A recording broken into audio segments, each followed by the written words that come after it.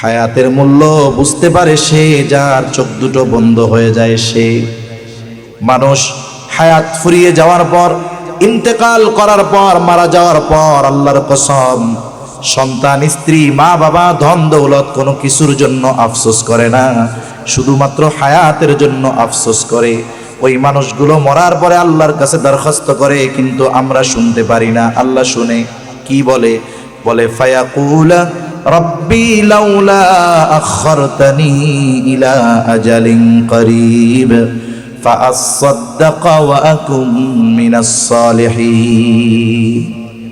একটু সময় চায়, বলে আল্লাহ রে, যদি একটু অবকাশ দিতেন, একটু সময় দিতেন, দুনিয়ায় পুনরায় ফিরে যাবার, আমার সম্পদ থেকে দান সাদকা করতাম, এত বেশি নেকের কাজ করতাম, ওয়া আকুম মিনাস সালিহিন, আমি নেককার সৎকর্মশীলদের অন্তর্ভুক্ত হয়ে যাইতাম। একটু সময় দেন না। বলেন তো, ওই সময় কি আল্লাহ 1 সেকেন্ড সময় দিবে কাউকে?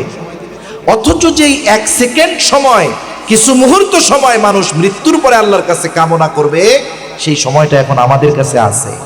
সেই সময়টা আমাদের কাছে আছে। এজন্য অনুরোধ থাকবে যে আমরা আমাদের সময়গুলোকে বেহুদা পার করব না। দুনিয়ায় যে বদকার, পাপী, পাপাচারে লিপ্ত ছিল, বেঈমান, আলমে বরজখটা তার জন্য কষ্টের জায়গা হয়ে যায়।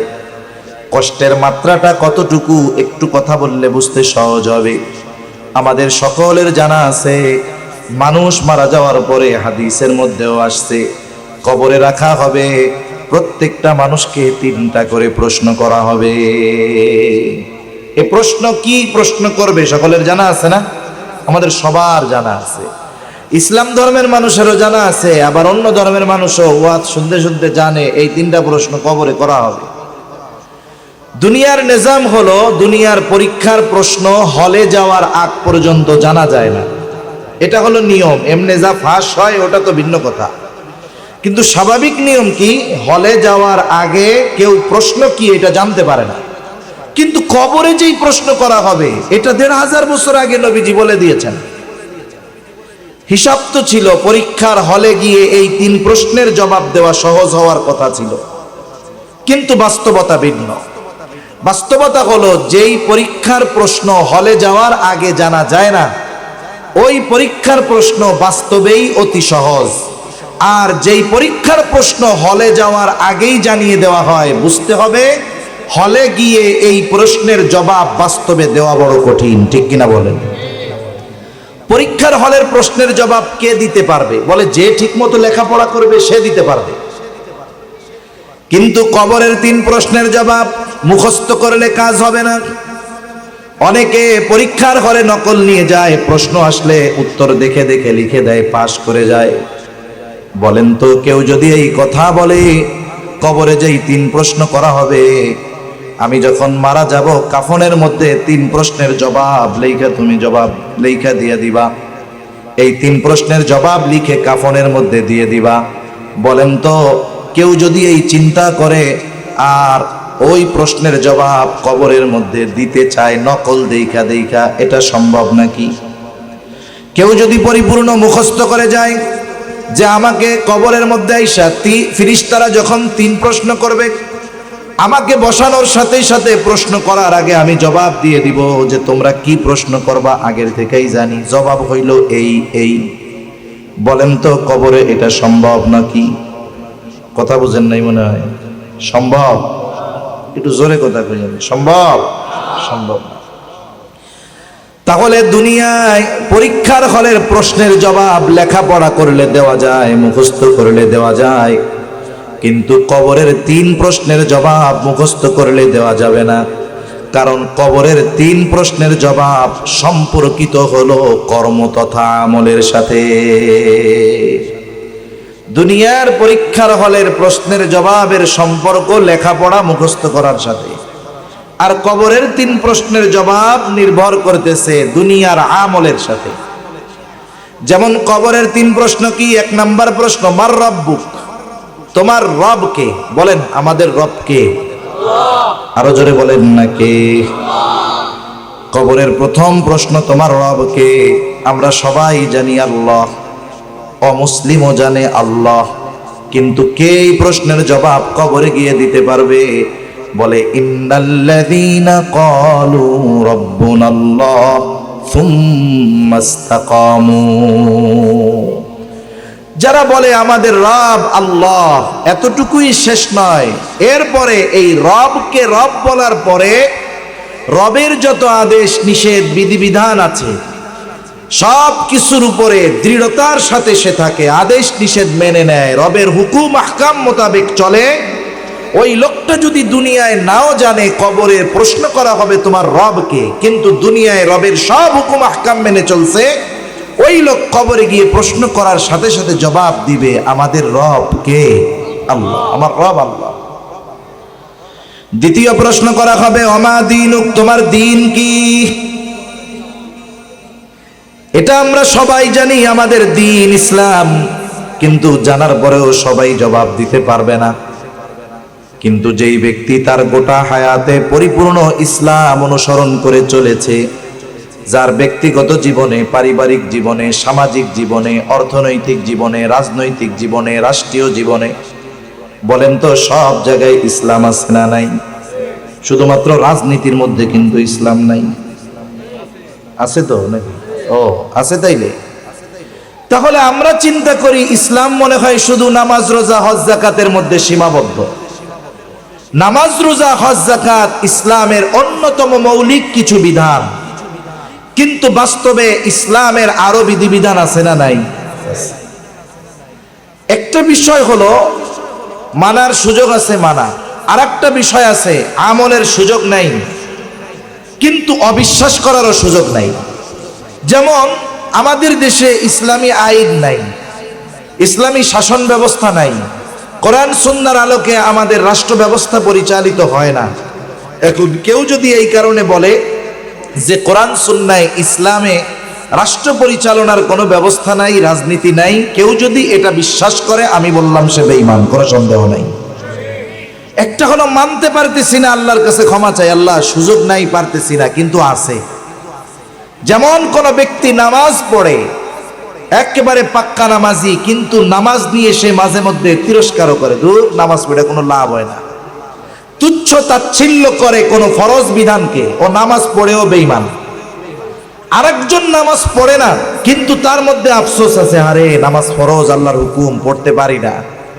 সে না পড়ার কারণে গুনাহগার ঠিক, কিন্তু ফরজিয়াত ফরজটাকে তুচ্ছ তাচ্ছিল্য না করার কারণে সে ঈমানহীন হবে না, বেঈমান হবে না, কিন্তু নামাজ না পড়ার কারণে গুনাহগার হবে।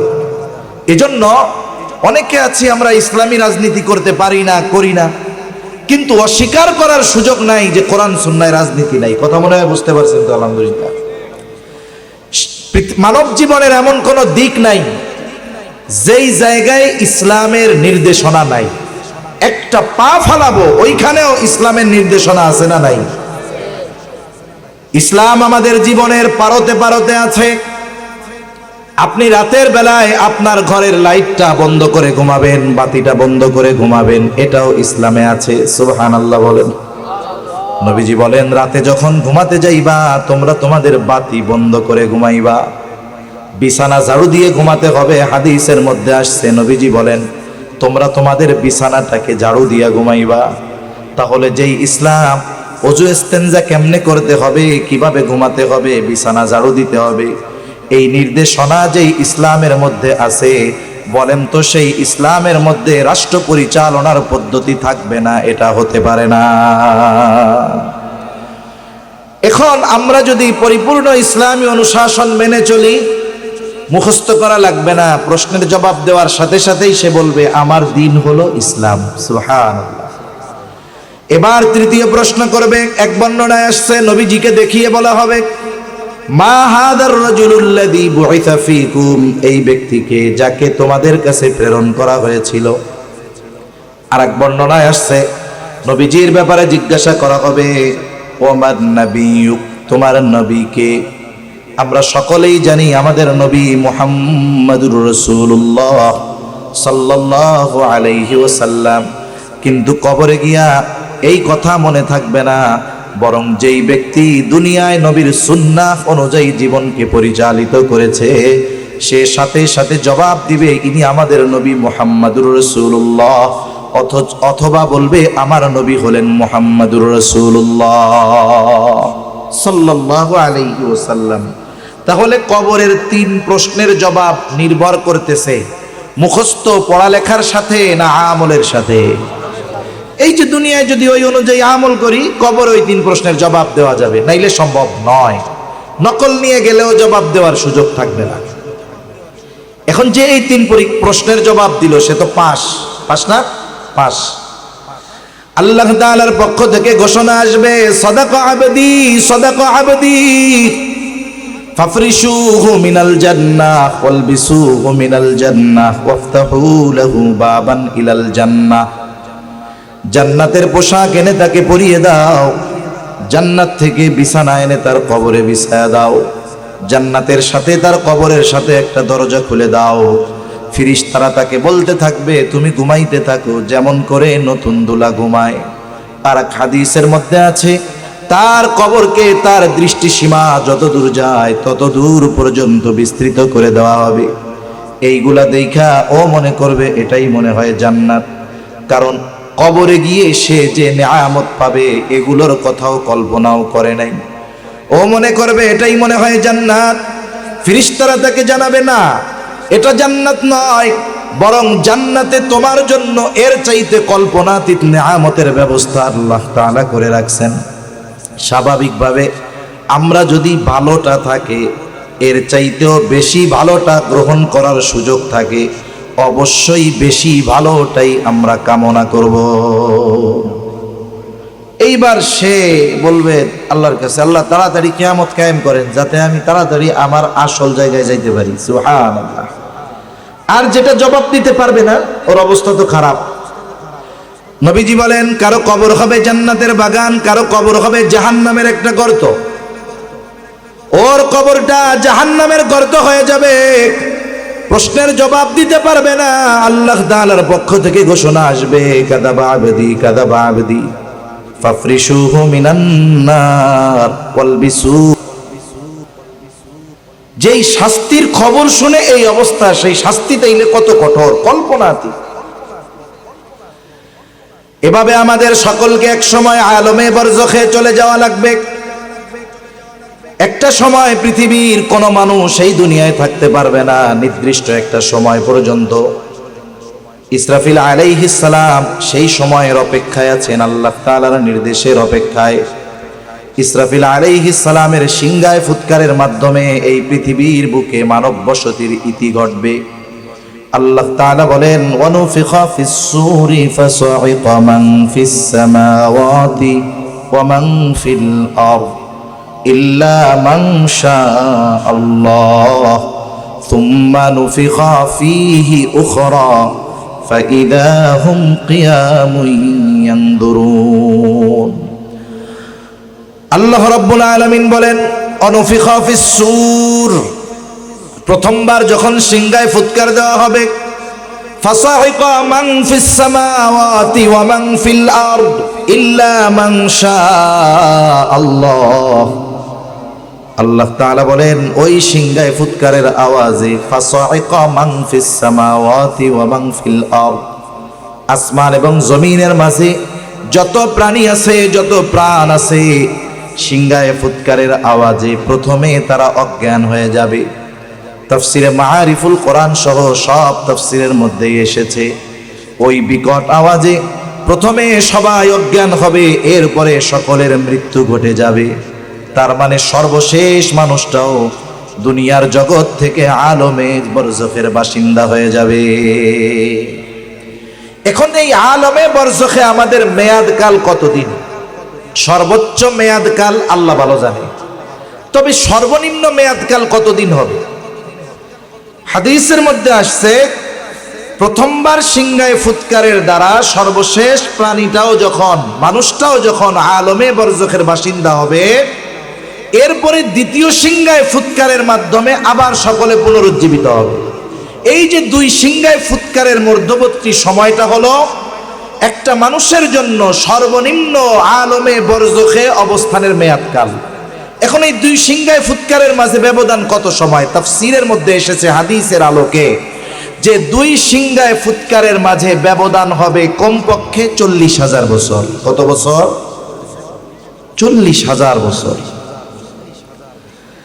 ثم نفخ فيه أخرى فإذا هم قيام ينظرون। এই সুম্মার মধ্যে পার হয়ে যাবে 40,000 বছর। দ্বিতীয়বার সিংহায় ফুৎকার যখন দেওয়া হবে, প্রত্যেকের অবস্থান স্থল থেকে উঠে দাঁড়িয়ে যাবে, ডানে বামে তাকায় দেখতে থাকবে কি অবস্থা। কুরআনুল কারীমে আল্লাহ তাআলা আরেক জায়গায় বলেন, ওয়ানুফিখা ফিস-সূরি ফাইযা হুম মিনাল আজদাসি ইলা রাব্বিহিম ইয়ানসিলুন। এখানে দ্বিতীয়বার সিংহায় ফুৎকার উদ্দেশ্য। এই সিংহায় ফুৎকার দেওয়ার পরে প্রত্যেকের অবস্থান স্থল থেকে উঠে যাবে। ইলা রাব্বিহিম ইয়ানসিলুন, সকলেই তাদের রবের দিকে ছুটতে থাকবে। সকলেই রবের দিকে ছুটতে থাকবে। অবস্থাটা কেমন হবে? নবীজি সাল্লাল্লাহু আলাইহি ওয়াসাল্লাম বলেন, কিয়ামতের দিন সকলকে যখন পুনরুত্থিত করা হবে, সকলে কবর থেকে উঠবে। এইবার সকলে বিবস্ত্র অবস্থায় থাকবে। আয়েশা সিদ্দিকা রাদিয়াল্লাহু তাআলা আনহা বলেন, ইয়া রাসূলুল্লাহ, একজন কি আরেকজনের দিকে তাকাবে না? মানুষেরা কি লজ্জা পাবে না? নবীজি বলেন, আয়েশা, মানুষ এতটা ভীত চিন্তিত থাকবে যে একজন আরেকজনের দিকে তাকানোর কথা চিন্তাও করবে না। অনেক সময় আবহাওয়ার সাথে সাথে মানুষের মনের অবস্থাও পরিবর্তন হয়। যেমন আপনি সকাল 9টা 10টা 11টার দিক, একেবারে পরিষ্কার আকাশ, ঝলমলে রোদ, এই সময় দেখবেন মনের অবস্থা একরকম, কিন্তু 10 মিনিটের মধ্যে হঠাৎ করে দেখা গেল গোটা আকাশ কালো মেঘে মেঘাচ্ছন্ন হয়ে গেছে। এত পরিমাণ মেঘ, মনে হচ্ছে রাত্র নেমে গেছে। এই সময়টা আপনি এই 5-10 মিনিটে আবহাওয়ার পরিবর্তনে দেখবেন মনের মধ্যেও একটা পরিবর্তন চলে আসে। চিন্তা, শায়রে ঝড় আসতেছে, মেঘ আসতেছে, একটা ভয়ানক অবস্থা সৃষ্টি হয়ে যায়। কিয়ামতের ময়দানে বিচার কার্য কিছুই শুরু হয় নাই। শুধুমাত্র হাসরের ময়দানের অবস্থা, আবহাওয়া অবলোকন করে মানুষের পরিস্থিতি এমন হবে যে যার কবরে আযাব ছিল সে মনে করেছিল এটা জাহান্নাম, হাসরের ময়দানে উঠে সে মনে করবে কবরে আমি আরামে ঘুমিয়েছিলাম। এজন্য আল্লাহ রাব্বুল আলামিন বলেন, মানুষেরা বলবে, ক্বালু ইয়া ওয়াইলানা মান বা'আসানা মিন মারকাদিনা হাযা মা ওয়া'আদার রাহমানু ওয়া সাদাকাল মুরসালুন। মানুষেরা বলবে, হায় দুর্ভোগ, কে আমাদেরকে আমাদের অবস্থান স্থল থেকে জাগিয়ে দিল? মাম বা'আসানা, কে আমাদেরকে জাগিয়ে দিল? জাগানো যায় কাকে? বলে যে ঘুমিয়ে থাকে তাকে, ঠিক কিনা বলেন? এইবার ফেরেশতারা অথবা মুমিনরা জবাব দিবে। দেখেন, আগের অবস্থা কষ্টের ছিল, কিন্তু হাসরের ময়দানের অবস্থা দেখে আগের অবস্থাটাকে সে মনে করতেছে আমি ঘুমায়াছিলাম। মুমিনরা অথবা ফেরেশতারা জবাবে বলবে, হাদা মা ওয়া'আদার রহমান, এটাই হলো দয়াময়ের সেই প্রতিশ্রুত দিবস, যেই দিবসের ওয়াদা তিনি দিয়েছিলেন। এটাই তো রবের সেই প্রতিশ্রুতি। ওয়া সাদাকাল মুরসালুন, ওনার প্রেরিত মহামানবেরা রাসূলগণ এই দিবসের সত্যায়ন করেছিলেন। এটাই সেই দিবস, যেই দিবসের এক নাম হলো ইয়াউমুল কিয়ামা, যেই দিবসের এক নাম হলো ইয়াউমুল হাসর, একত্রিতকরণ দিবস। এই দিবসের এক নাম ইয়াউমুল জাযা, এটাই হলো সেই প্রতিদান দিবস, যেই দিবসে মানুষকে দুনিয়ার কর্মের পূর্ণ প্রতিদান যিনি প্রদান করবেন তিনি কে? দুনিয়ায় একটা মানুষ যদি সব ভালো কাজ করে, এই ভালো কাজের পূর্ণ প্রতিদান আল্লাহ তাআলা তাকে দুনিয়ায় দেন না, দুনিয়ায় দেওয়া সম্ভব না। যারা খারাপ কাজ করে, অপরাধ করে, এই দুনিয়াতে তাদের ওই কর্মের পূর্ণ প্রতিদান আল্লাহ দেন না, দেওয়া সম্ভব নয়। এজন্য আল্লাহ তাআলা কোরআনুল কারীমের এক জায়গায় বলেন, ওয়া ইন্নামা তুওয়াফাউনা উজুরাকুম ইয়াউমাল কিয়ামাহ, কিয়ামতের দিন আল্লাহ তাআলা প্রত্যেককে তার কর্মের পূর্ণ প্রতিদান প্রদান করবে। এই দিবসটা হলো ইয়াউমুল জাযা, প্রতিদান দিবস। এখন আল্লাহ তাআলা একটা সময় বিচার করবে, মানুষের কর্মের হিসাব নেওয়া হবে। একটা সময় মানুষেরা প্রথমত দুই ভাগে বিভক্ত হয়ে যাবে। আল্লাহ তাআলা বলেন ফারীকুম ফিল জান্নাহ ওয়া ফারীকুম ফিস সাঈর। একটা দল জান্নাতি আর এক দল জাহান্নামী। জান্নাতি জান্নাতে চলে যাবে, জাহান্নামী জাহান্নামে যাবে। জাহান্নামে দুই দল, এক দল বেঈমান যারা অনন্তকাল জাহান্নামে থাকবে, আর এক দল ঈমানদার, তবে দুনিয়ায় গুনার কাজ করছে, ঈমান কোনোমতে নিয়ে মরছে। এই লোকটাও শাস্তি ভোগ করে এক সময় জান্নাতে যাবে। এখন জান্নাতি জান্নাতে গেল, হাসরের ময়দানে কেউ কাউকে চিনবে না, কেউ কাউকে খুঁজবে না, বরং পরিচিত কারো মুখোমুখি হওয়া সে পছন্দ করবে না। অথচ দেখেন একটা বাবা সারাদিন পরিশ্রম করে, 14-15-16 ঘন্টা পরিশ্রম করার পরে সে যখন বাসায় যায়, তার সন্তানের চেহারা যখন দেখে, সাথে সাথে 14-15 ঘন্টার কষ্ট মুহূর্তের মধ্যে দূর হয়ে যায়। ঠিক কিনা বলেন? শহরে পরিশ্রম করে 1 মাস পর বাসায় যখন আসে, কত কষ্ট, নিজে রান্না করে খায়, 5-6 ঘন্টা ঘুম হয় না, যত কষ্ট হোক, বাড়িতে যখন এসে 3 দিন থাকে, সন্তানের চেহারা দেখে, মা বাবার চেহারা দেখে, স্ত্রীর চেহারা দেখে, গোটা মাসের কষ্ট মুহূর্তের ভিতরে চলে যায়। ঠিক কিনা বলেন? তাহলে দুনিয়াতে আমরা কষ্ট দূর করার জন্য, চিন্তা দূর করার জন্য সন্তানদের দেখতে চাই, আর কিয়ামতের মুসিবত এমন, ওইখানে কষ্ট দূর করার জন্য সন্তানকে কেউ দেখতে চাবে না, মা বাবাকে কেউ দেখতে চাবে না, বরং ওই দিন মা বাবাকে দেখা, সন্তানকে দেখা, স্ত্রীকে দেখা তার জন্য আরো কষ্টের কারণ হয়ে যাবে। আল্লাহ তাআলা ওই দিনের অবস্থা তুলে ধরে বলেন, ইয়াউমা ইয়াফিরুল মারউ মিন আখিহি ওয়া উম্মিহি ওয়া আবিহি ওয়া সাহিবাতিহি ওয়া বানিহি লিকুল্লি ইমরিইন মিনহুম ইয়াউমাইযিন শা'নুন ইউগনি। আল্লাহ তাআলা বলেন, কিয়ামতের দিন ভাই ভাইয়ের থেকে পলায়ন করবে, ওয়া উম্মিহি ওয়া আবিহি, পিতা মাতার থেকে পলায়ন করবে, ওয়া সাহিবাতিহি ওয়া বানিহি, স্ত্রী সন্তানদের থেকে পলায়ন করবে। এমনও মানুষ আল্লাহ তাআলার কাছে বলবে, আল্লাহ আপনি গোটা পৃথিবীর সব মানুষকে জাহান্নামে দিয়ে হলেও আপনি আমাকে জান্নাত দিয়ে দেন। কেউ কাউকে চিনতে চাইবে না, খুঁজবে না, দেখা হোক চাবে না। কিন্তু ওই লোকটাই যখন জান্নাতে যাবে, তখন সে দুনিয়ায় যার সাথে একদিন দেখা হয়েছে তাকেও খুঁজবে যে কি ওই লোকটা জান্নাতে আছে কিনা। জান্নাতে গিয়ে সে সবাইকে খুঁজবে, কিন্তু সে সবাইকে জান্নাতে পাবে না। তাফসীরে ইবনে কাসীরের মধ্যে আসছে, আল্লাহ রাব্বুল আলামিন জান্নাতি এবং জাহান্নামীদের মধ্যে দেখা এবং কথার ব্যবস্থা করে দিবেন। জান্নাতি জাহান্নামীদেরকে দেখতে পাবে, জাহান্নামী জান্নাতীদেরকে দেখতে পাবে। কেমনে দেখবে? আধুনিক বিজ্ঞানের কল্যাণে এটা আমাদের জন্য বোঝা আরো সহজ। আপনার আত্মীয় আছে সৌদি আরবে, আপনার আত্মীয় আছে আমেরিকায়, আপনি যদি এখন তার অবস্থা দেখতে চান, 2-4-10 দিন লাগবে না, 2-4-10 সেকেন্ডের মধ্যে মোবাইলে দেখা যায় কি যায় না? যেই আল্লাহ মানুষের মাথায় এমন মেধা দিয়ে দিলেন, বুদ্ধি দিয়ে দিলেন, ওই আল্লাহ জান্নাতীদেরকে জান্নাতে অবস্থানরত অবস্থায় জাহান্নামীদের অবস্থা দেখাতে পারবেন কি পারবেন না? জান্নাতীদেরকে জাহান্নামীদের দেখার ব্যবস্থা করে দেওয়া হবে। স্বাভাবিক বিষয় কি? মনে করেন এই মজলিসের লোক যদি আরো বেশিও থাকতো, আমার পরিচিত লোক যিনি হইতেন, আমি তাকানোর সাথে সাথে তাকে চিনে ফেলতে পারতাম।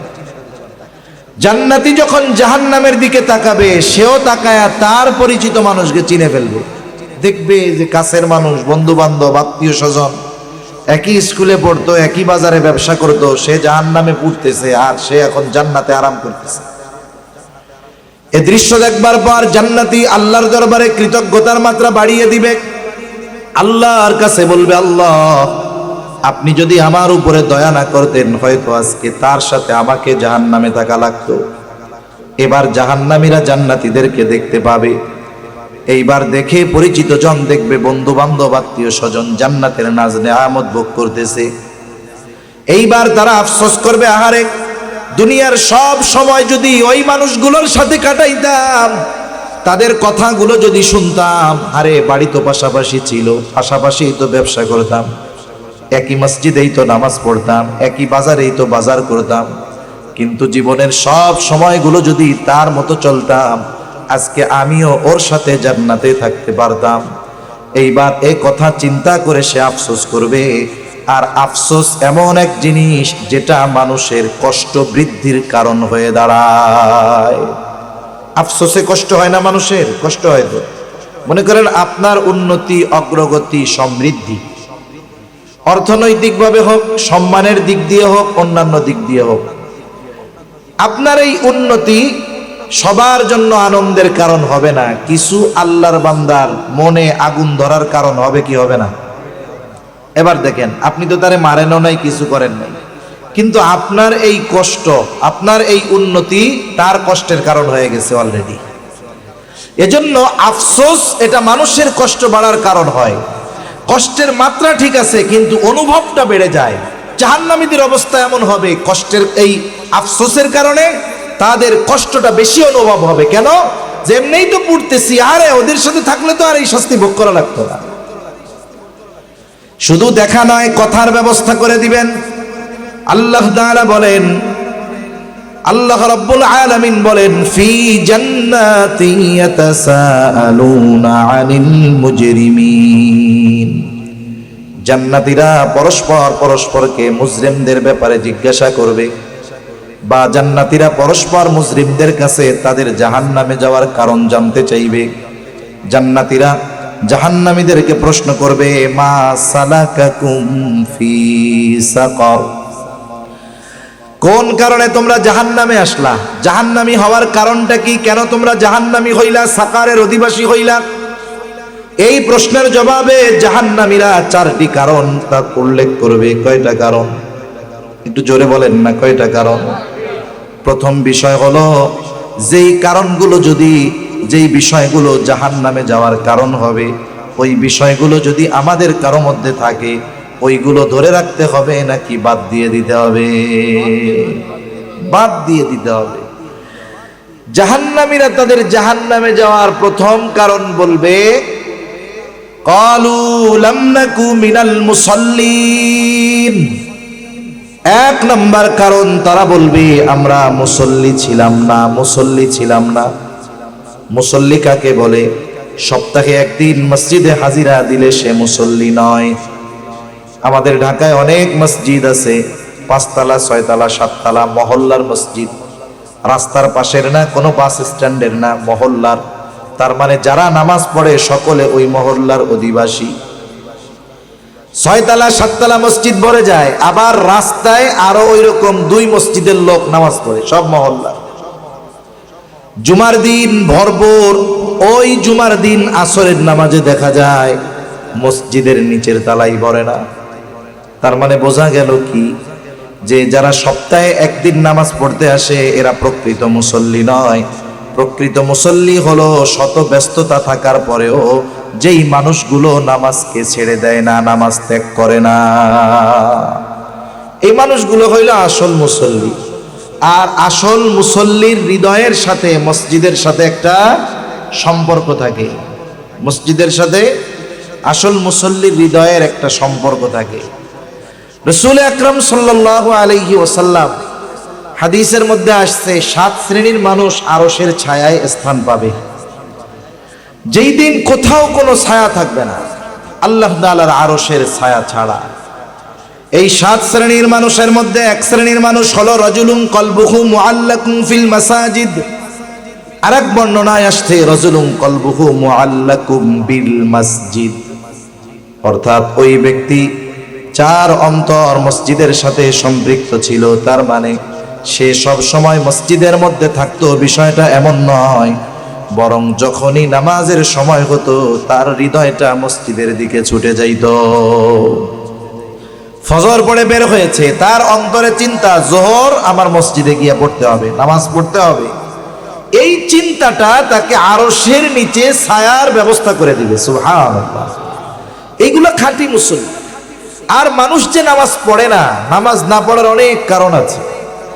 বিশেষ করে মানুষ নামাজ না পড়ার অন্যতম কারণ হলো সে তার কর্মকে প্রাধান্য দিয়ে নামাজ পড়ার সময় পায় না।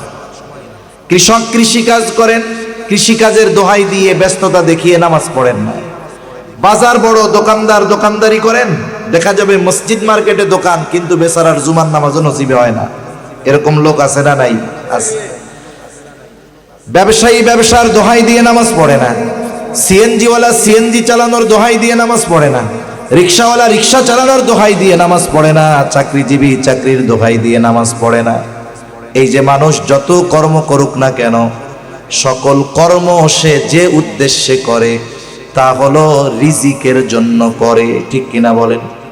রিজক এটা ব্যাপক অর্থবোধক শব্দ, জীবন উপকরণ। ধরেন টাকা, কারণ আমাদের প্রবাদ হলো টাকায় বাঘের চোখ মিলে, ধরলাম রিজিকটা টাকা।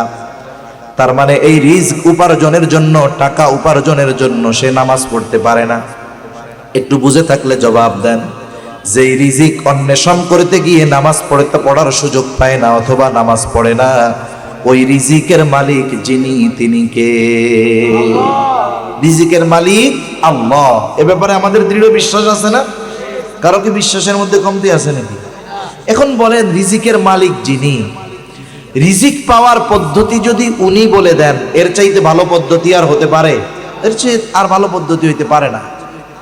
আমি আপনি যদি রিজিকের মালিকের ফর্মুলা পদ্ধতি বাদ দিয়ে নিজস্ব পদ্ধতি অনুসরণ করে শুধুমাত্র কর্মের মাধ্যমে রিজিক হাসিল করার চেষ্টা করি, তাহলে কিছু হয়তো পরিশ্রমের কল্যাণে আল্লাহ তাআলা দিবেন, কিন্তু আল্লাহ তাআলা প্রকৃত বরকতময় রিজিক দিবেন। রিজিকের মালিক রিজিক পাওয়ার পদ্ধতি বলে দিয়ে বলেন, ওয়া'মুর আহলাকা বিস-সালাতি ওয়াসতাবির আলাইহা লা নাসআলুকা রিজকা নাহনু নারযুকুকা ওয়াল আকিবাতু লিত-তাকওয়া। আল্লাহ তাআলা বলেন, তুমি তোমার অধীনস্থদের নামাজের আদেশ দাও, তুমিও এর উপরে অটল অবিচল থাকো। তার মানে মুসল্লি শুধু একা হয়ো না, তুমি নিজেও মুসল্লি হও, ঘরের মানুষগুলোরেও মুসল্লি বানাও। তাইলে কি হবে? আল্লাহ তাআলা বলেন, বান্দা লা নাসআলুকা রিজকা, আমি তোমার কাছে রিজিক চাই না, কিন্তু তুমি মুসল্লি, তোমার ঘরের মানুষ মুসল্লি। আল্লাহ তাআলা বলেন, নাহনু নারযুকুকা, মুসল্লি হওয়ার কারণে আমি আল্লাহ তোমাকে বরকতময় রিজিক দিয়ে দিব। এর বাস্তবিক দৃষ্টান্ত অনেক দেওয়া যাবে। যেমন অনেক সময় অনেক প্রবাসী ভাই বিভিন্ন সময় মেসেজ করে, হোয়াটসঅ্যাপে মেসেজ করে, হুজুর দোয়া করেন। কেন? এত ইনকাম করি হুজুর, টাকা পয়সা থাকে না। তা কয়েকজনকে জিজ্ঞাসা করছি এরকম যে টাকা পয়সা থাকে না, বদ অভ্যাস আছে নাকি কোনো? কারণ বিদেশে গেলে কয়েকটা বদ অভ্যাস মানুষের মধ্যে কাজ করে। একটা হলো বোতল খাওয়ার বদ অভ্যাস, একটা হলো জুয়ার বদ অভ্যাস, আর একটা হলো নারীর বদ অভ্যাস। কোনো প্রবাসী যদি এই তিনটা বদ অভ্যাস পরিত্যাগ করতে পারে, তাহলে মোটামুটি সে কিছু টাকা পয়সা নিয়ে আসতে পারবে। আর যদি এই বদ অভ্যাস ত্যাগ না করতে পারে, ও যত পরিশ্রম করুক ওর টাকা পয়সা টিকবে না। বলে, না হুজুর আস্তাগফিরুল্লাহ, বিড়ি সিগারেটও খাই না, নামাজ কালাম ঠিকঠাক মতো পড়েন। হুজুর এইগুলাই, এই ছাড়া আর কোনো কাজ নাই, ডিউটি করি, নামাজ কালাম 5 ওয়াক্ত ঠিক মতো পড়ি। তাও কয়েকজনকে জিজ্ঞাসা করছি, আপনি তো পড়েন, আপনার বাড়ির অবস্থা কি? বলে, হুজুর দুঃখের বিষয়, আর কি কমু, খুব পছন্দ করে মা বাপ বিয়া দিছিল, শুনছিলাম তো একেবারে রাবেয়া বসরি, কিন্তু বিয়া করে আনার পরে দেখি এটা তসলিমা নাসরিনের সাইজ। বিবাহের আগে কি ছিল? রাবেয়া বসরি ছিল, মানে নামাজ কালাম কিছুই ছাড়ে না, তাহাজ্জুদ গুজারি। বিবাহের পরে দেখি এটা নামাজ কালাম ধরেই না। বাচ্চা কাচ্চা হইছে, ছেলে মেয়ে কথা শুনে না, নামাজ কালাম তো বহুদূর, হুজুর যা পাঠাই সব শেষ হয়ে যায়। আমি বললাম, আপনি তো ছিদ্র কলসে পানি ঢালতেছেন, কিয়ামত পর্যন্ত হায়াত পাইয়া ঢালতে থাকবেন, কিন্তু বরকত হবে না। কিন্তু এখন বাস্তবিক উপমা, একজন আলেমের দিকে তাকান, একটা মাদ্রাসার শিক্ষকের দিকে তাকান, মসজিদের ইমাম সাহেবের দিকে তাকান, কয় টাকা বেতন দেওয়া হয়? আর এই বাজারে তাকে যে বেতন দেওয়া হয়, বাস্তবিক অর্থে এটা দিয়ে অনেক পরিবারের 1-2 দিনও চলবে না, ঠিক কিনা বলেন? আবার এই বাহানা সামনে নিয়ে হুজুরদের বেতন কম দেওয়ার ধান্দা করা যাবে না। একজন হুজুরের কাছে এসে দোয়া চাই, হুজুর মাসে 1 লাখ টাকা বেতন পাই, 4 জন মানুষ, চলে না, মাস শেষে ঋণ করা লাগে। হুজুর চিন্তা করছে, এখন একটু বেতনটা বাড়ানোর সুযোগের কথা পাইছি। এবার বলে, আমার বেতনটা তো 10,000, আমার কেমনে চলবো, বেতনটা একটু 12,000, 14-15 করেন। না হুজুর, আপনাদের টাকায় বরকত আছে হুজুর। এইটা হলো শয়তানি মার্কা কথা। এটা কি মার্কা কথা? না দেওয়ার ধান্দার। এরপরেও তাদেরকে সর্বোচ্চ যতটুকু দেওয়া হয়, এই বাজারে ভালো খাওয়া পরা এটা আসলেও পসিবল না, সম্ভব না, ঠিক কিনা বলেন? কিন্তু কিন্তু এরপরেও আল্লাহ তাআলা চালিয়ে নেন। কেমনে চলে? এটা আজীব এক ব্যাপার। বলেন তো কোন ইমামের ঘরে স্ত্রী আছে নাকি যেই স্ত্রী বা তার স্ত্রী নামাজ পড়ে না? আছে এরকম? কোন ইমামের বউ আছে যেটা নামাজ পড়ে না? বোঝেন নাই কথা? আছে এরকম কারো ঘরে? এরকম জবাব দেন না কেন? নাকি এ ওয়াজ চলে না? কথা বুঝতে পারেন নাই? আপনারা তো সে কোন এলাকার লোকের মতো হয়েছেন কমু, খালি মাথা জাগেন কেন? জবাব দেন না মুখ দিয়া। কোন ইমাম সাহেবের স্ত্রী আছে এই দুনিয়ায় যেই ইমামের স্ত্রী নামাজ পড়ে না? আছে? এই তো আশেপাশে হুজুররা আছেন, ওলামা একরাম যারা আছেন তারাও তো কন্যা, তার মানে মাঝে মধ্যে আপনাকে মনে হয় নামাজ বাদ দেয়। আপনারা তো কমপক্ষে জোর গলায় বলবেন হ্যাঁ পড়ে বা বাদ দেয় না। কোন ইমামের মা বাবা আছে যে নামাজ কালাম পড়ে না? আছে? কোন ইমামের সন্তান আছে যে নামাজ পড়ে না? মাদ্রাসার শিক্ষক আছে যার স্ত্রী সন্তান কন্যা নামাজ পড়ে না? এরকম নাই, বরং ওইগুলা দাঁড়ানো শেখার আগে আল্লাহকে সেজদা দেয়, ওগুলো প্যান্ট পরা শেখার আগে আল্লাহকে সেজদা দেয়। যে যার ঘরে এইরকম নামাজি আছে সেই ঘরের মানুষের রিজিকের জিম্মাদারি নিবেন না আল্লাহ তাআলা, এটা হতে পারে না। বাস্তবে এই জন্যই অল্প হলেও আল্লাহ তাআলা বরকতময় রিজিক তাদের দান করেন। তাহলে দুনিয়ায় রিজিক অন্বেষণের জন্য যারা নামাজ পড়ে না বাস্তবে হলো তারা বোকা। যারা রিজিক অন্বেষণের সাথে সাথে যদি আল্লাহ তাআলার এই আদেশ যথাযথভাবে মান্য করত, উপার্জন যদি কম হতো, ওই কম উপার্জনে যিনি বরকত দিয়ে দিতেন তিনি কে? এজন্য যারা কর্মের দোহাই দিয়ে নামাজ পড়ে না, এই মানুষগুলোর মতো বোকা আর কেউ নাই। আখিরাতের কথা এক পাশে রাখেন, দুনিয়া পাওয়ার আশায় হলেও নামাজ শুরু করে দেন। যাদের ঘরে নামাজি নাই, ঘরের মানুষগুলোকে নামাজি বানান, কমপক্ষে দুনিয়া পাওয়ার আশায় তো শুরু করেন। এরপরে এক সময় এটা আখিরাতের দিকে এমনিই ডাইভার্ট হয়ে যাবে ইনশাআল্লাহ। আবার রাসূলুল্লাহ সাল্লাল্লাহু আলাইহি ওয়াসাল্লাম বলেন, আউয়ালু মা ইউহাসাবু বিহিল আবদু ইয়াউমাল কিয়ামাতিস সালাহ। কিয়ামতের দিন সর্বপ্রথম নামাজের হিসাব নেওয়া হবে। হাদিসের মধ্যে আসছে, যার প্রথম হিসাবটা সহজ হয়ে যাবে তার জন্য বাকি হিসাব যিনি সহজ করবেন তিনি কে? স্বাভাবিক পরীক্ষার হলে নিয়মটা এরকম, একজন একটা প্রশ্নের উত্তর প্রথমে নির্ভুলভাবে লিখছে, নির্ভুলভাবে লেখার পরে কি দেখা যায় যে প্রথমটা ভালো হইলে পরেরগুলা খারাপ হইলেও ভালো মার্ক পাওয়া যায়। আবার দেখেন যেই ছেলেটা মাদ্রাসার লেখাপড়া ঠিক রাখে, একেবারে সব পড়ালেখা তার ঠিক, এখন পড়ালেখা ঠিক হওয়ার পরে ওস্তাদ ওই ছাত্রটা যদি শাস্তিযোগ্য কোনো অপরাধ না করে, একটু দুষ্টমিও যদি করে, কিন্তু দুষ্টমিটা যদি শাস্তিযোগ্য অপরাধ না হয়, অনেক কিছু আছে ওস্তাদ দেখেও না দেখার ভান করে, ঠিক কিনা বলেন?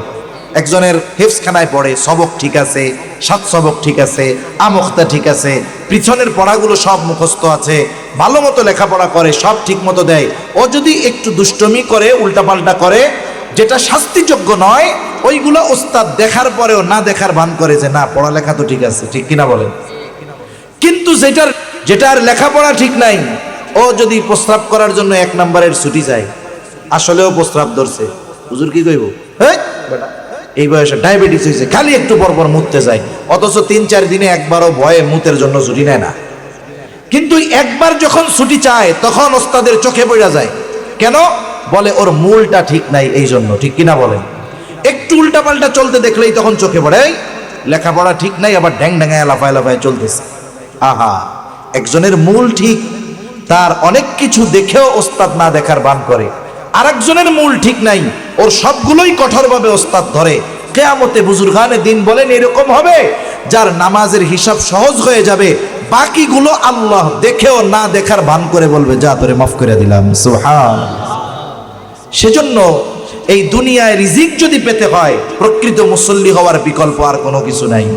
আখিরাতে যদি নাজাত পেতে হয়, জান্নাতে যেতে হয়, ঈমানের পরে বাস্তবিক অর্থে মুসল্লি হওয়া ছাড়া কোনো উপায় নাই। তাহলে জাহান্নামীরা 1 নাম্বার কারণ বলবে লাম নাকু মিনাল মুসাল্লিন, আমরা মুসল্লি ছিলাম না, ওরা মুসল্লি নয়, আমরা মুসল্লি হব। 2 নাম্বার ওয়ালাম নাকু নুতঈমুল মিসকিন, ওরা বলবে আমরা মিসকিন নিঃস্ব যারা তাদেরকে খানা খাওয়াইতাম না। খানা খাওয়ানো এটা ফজিলতের কাজ। কেউ যদি কোনো ধনীকে খানা খাওয়ায়, কোনো গরিব একেবারে আল্লাহর সন্তুষ্টির জন্য, যার খাবারের প্রয়োজন নাই, তাকেও যদি আল্লাহর জন্য কেউ খাওয়ায়, বলেন তো সওয়াব আছে না নাই?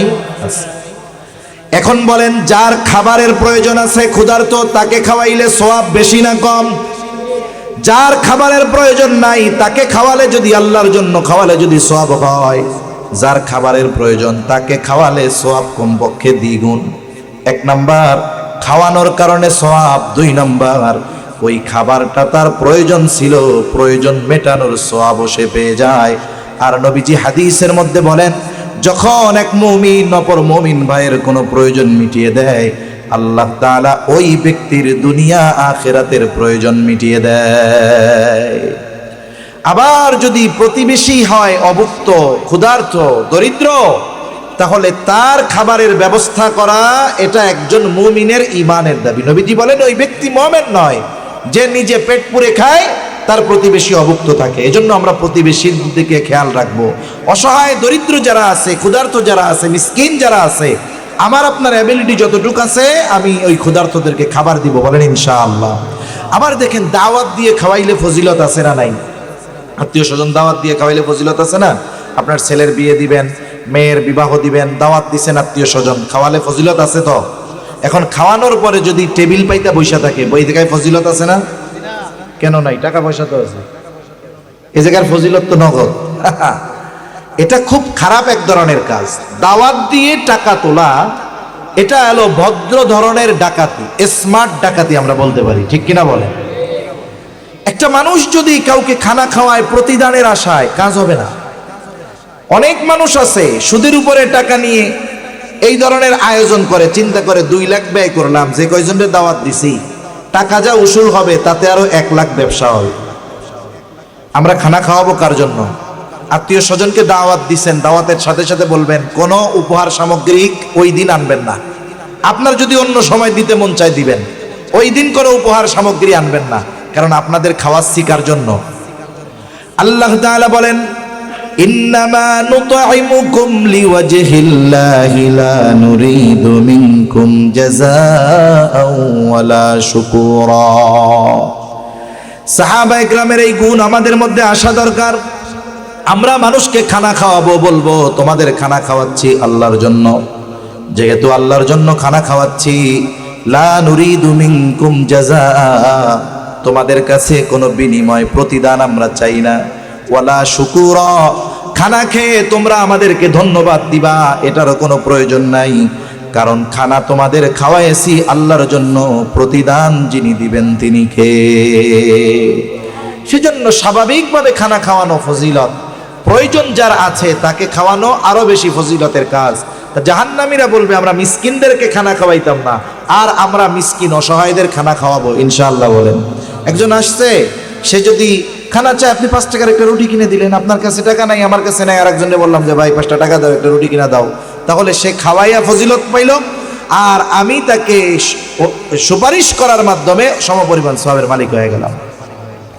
3 নাম্বার কারণ, জাহান্নামীরা বলবে ওয়া কুন্না নাখুযু মা'আল খায়িদিন, অনর্থক অহেতুক মজলিস, যেখানে উল্টা পাল্টা অহেতুক কথাবার্তা হতো, ওই ধরনের মজলিসে আমরা বসে থাকতাম।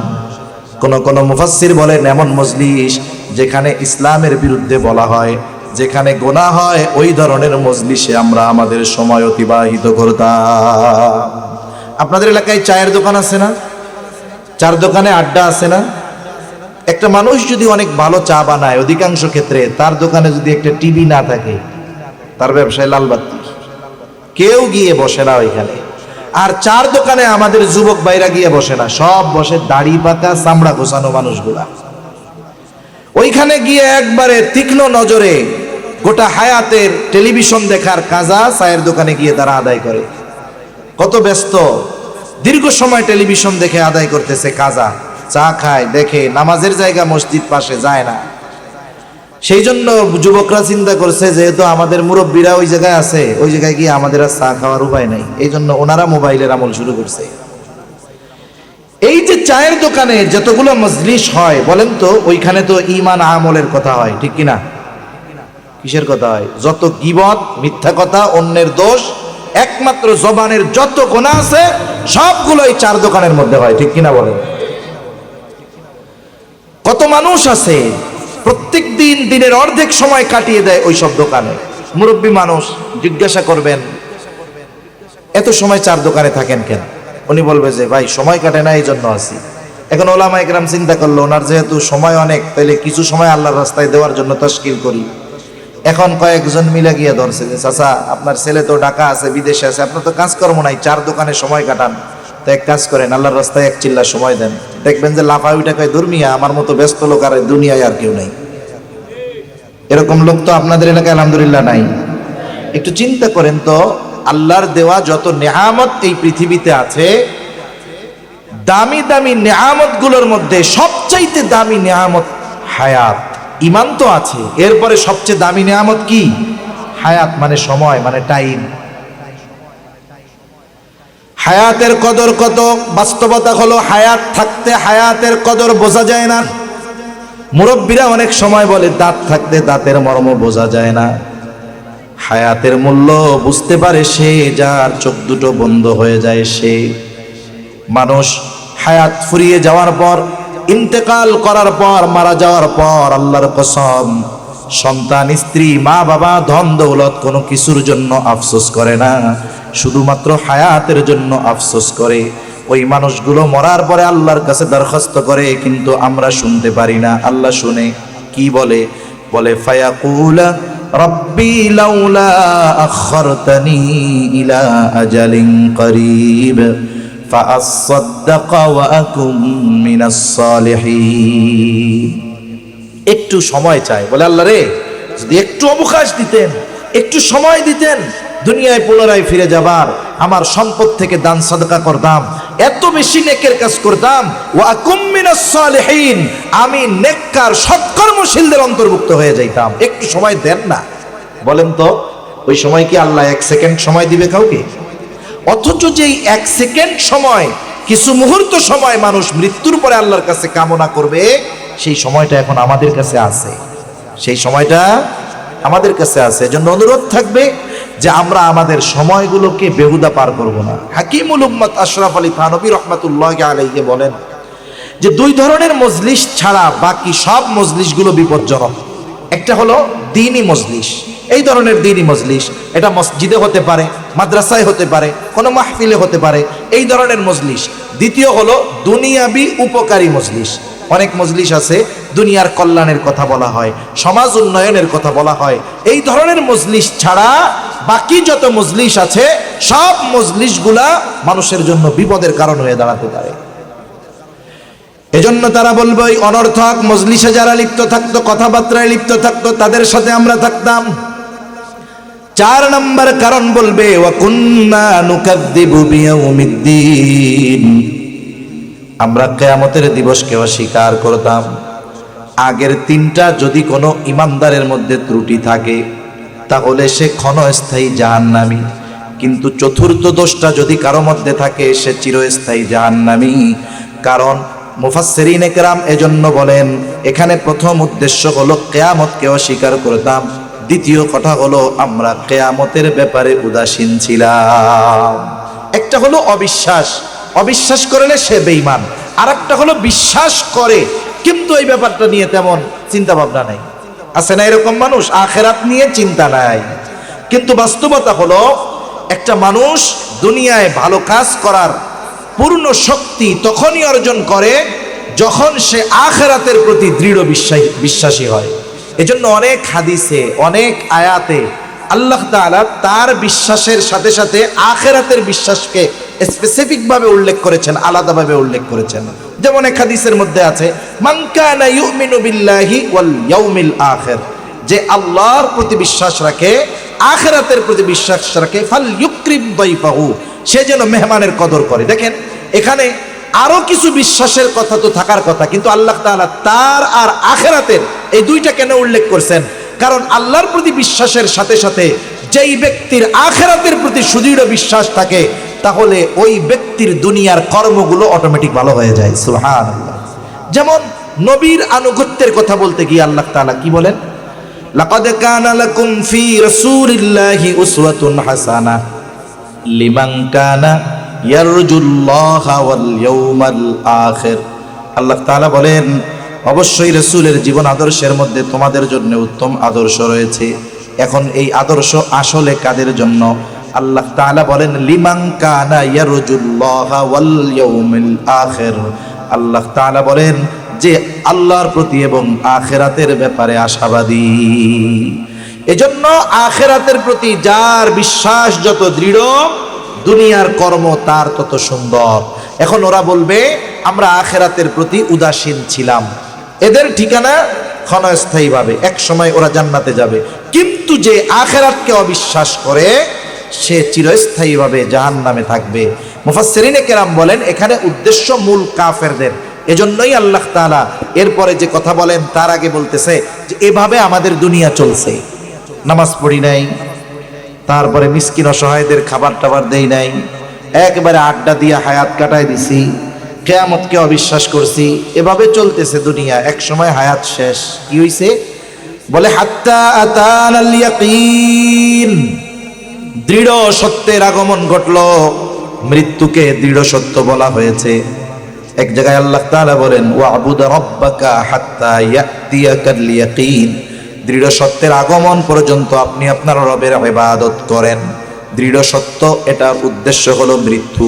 তার মানে এভাবে চলছে, একটা সময় মৃত্যু চলে আসলো, আমরা ঈমান আনতে পারলাম না, নেক আমল করতে পারলাম না, এখন ঠিকানা হয়ে গেল জাহান্নাম।